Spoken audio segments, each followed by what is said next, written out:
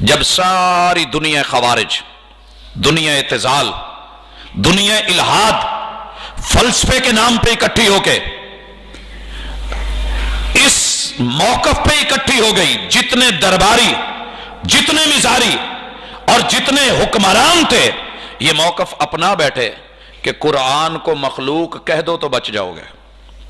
کیا مانا؟ تم بھی مخلوق ہو، قرآن بھی مخلوق ہے، یہ اللہ کی مخلوق ہے، لہٰذا مخلوق کے اوپر آپ کا اتنا رائٹ نہیں، وہ آپ پہ حکمرانی کرے، آپ کا دل کرے اس کی مان لے، دل کرے نہ مانے جان چھڑوائیں۔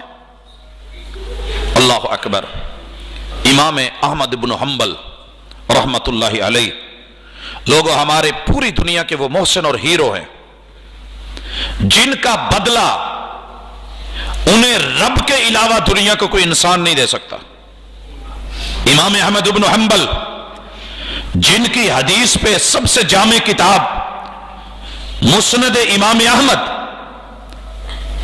یہ اس دور میں کھڑے ہوئے جب حکمرانوں کی ان بڑی بڑی بلڈنگوں میں کاغذ اور قلم لے کے جو حکمران لکھ دیتے، جی حضوری کرنے والے بڑے بڑے علماء سائن کرنے کے لیے تیار ہوتے، لیکن انتظار ہوتا کہ امام احمد بن حنبل کیا کہتے ہیں، ذرا ان سے بھی سائن کرواؤ۔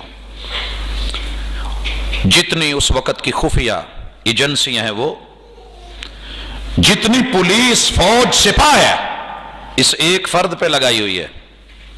کہا کہ صرف مخلوق ہونے کا فتویٰ دے دو، سائن کر دو۔ کہ سارے جہان کے سائن آ سکتے ہیں، میرے نہیں، کیونکہ میں اسے رب کا کلام مانتا ہوں، یہ ہے ہی رب کا کلام، اور اللہ کی صفت، خالق کی صفت مخلوق نہیں ہوتی، ہوا کلام اللہ، یہ خلق اللہ نہیں۔ جب رب کا کلام ہے، جیسے رب حاکم ہے تو رب کی صفت بھی ہمارے اوپر حاکم ہے۔ ہم محکوم ہیں، ہمیں آرڈر ماننا ہوگا، ہم بندے ہیں رب کے، ہمیں اوبے کرنا ہوگا، تسلیم کرنا ہوگا۔ اللہ اکبر۔ بڑے بڑے جلاد ان پہ لگائے گئے، جو سب سے طاقتور جلاد کوڑے مارتا تھا، اس کا کہنا ہے کہ اگر اتنے کوڑے میں ہاتھی پہ برسا دیتا، وہ اپنی بھاری بھرکم وجود کے ساتھ اپنا سب کچھ کھو بیٹھتا، حواس کھو بیٹھتا۔ امام احمد بن حنبل رحمت اللہ علیہ جزا اللہ عنا خیر الجزا، مار مار کے ان کے اعصاب شل کر دیے گئے تھے، لائف ٹائم عمر قید میں ڈالا گیا۔ اور بادشاہوں کے یہ جملے تھے، احمد ٹھیک ہے تیرا سکہ چلا ہے، لیکن ہم دیکھیں گے تجھے کوئی دنیا میں پہچانے گا بھی نہیں، تیرے آکے کوئی ملنے والا بھی باقی نہیں رہے گا۔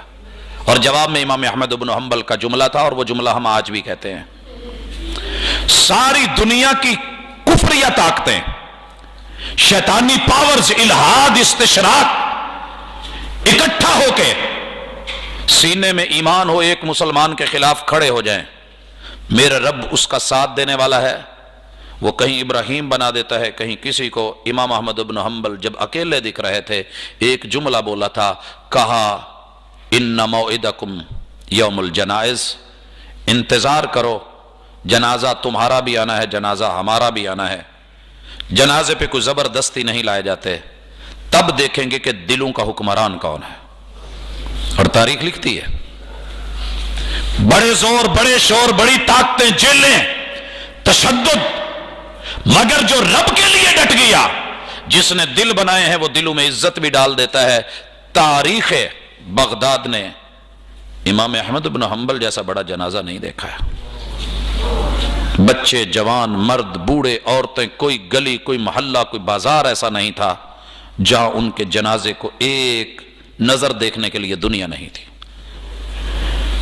انہوں نے اس وقت جو موقف اختیار کیا، آج الحمدللہ وہ موقف اہل السنہ والجماعہ کا پوری دنیا میں، باوجود کہ لوگ اس کے ساتھ اختلاف رکھتے ہیں، اس موقف پہ قائم ہے کہ قرآن مجید کی تعریف یہ کی جائے گی، ہوا کلام اللہ، یہ رب کا کلام ہے۔ اور اس جملے کو دل و دماغ میں بٹھاؤ، مسل کی افتراق سائیڈ پہ رکھ کے، یہ پوری امت کا خزانہ اور وراثت ہے کہ قرآن ہوا کلام اللہ، یہ رب کا کلام ہے۔ اب سوال پیدا ہوتا تھا، رب کے کلام تو بڑے ہیں، کہیں فرشتوں سے کلام ہے، کہیں جنوں سے کلام ہے، کہیں اللہ تعالیٰ نے شیاطین سے کلام کیا ہے، پہلی امتوں سے کلام ہے؟ جواب آیا تعریف میں، ہوا کلام اللہ المنزل علی عبدہ محمد صلی اللہ علیہ وسلم عن طریق الوحی، یہ وہ کلام ہے جو اللہ نے وحی کے ذریعے محمد الرسول اللہ صلی اللہ علیہ وسلم پہ اتارا ہے۔ ان لفظوں کے ساتھ زبور بھی نکلی، تورات بھی گئی، انجیل بھی گئی، صحف موسیٰ بھی گئے، صحف ابراہیم بھی گئے، اور دیگر انبیاء کے صحیفے بھی نکل گئے۔